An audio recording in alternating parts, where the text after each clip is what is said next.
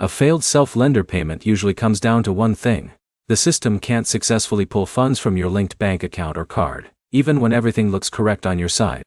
By the end of this, you'll know exactly why your payment is failing, how to fix it, step by step, and what to check so it doesn't happen again. First thing to understand: self-lender payments depend on ACH transfers for most bank accounts. That means even a small issue like a bank block or a mismatch in account verification can cause a failure. Start with your bank connection. Log into the Self app and check if your bank account is still linked and verified.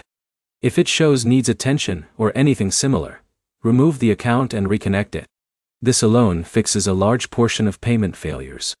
Next, check your available balance.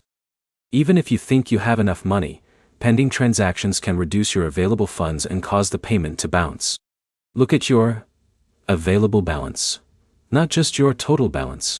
If you are using a debit card instead of a bank account, make sure the card isn't expired and hasn't been replaced recently.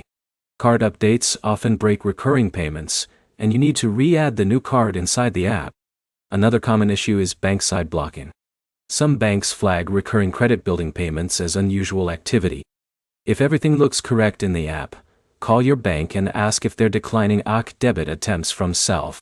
If they are, you'll need them to approve it. Also check for multiple failed attempts.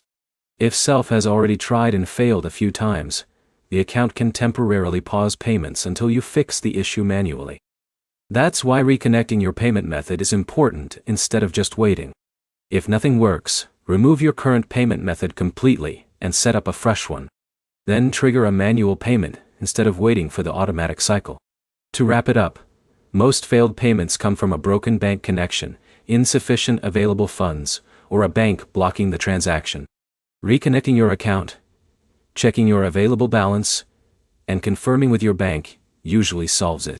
Next step: go into the app right now and relink your payment method before your next billing date hits.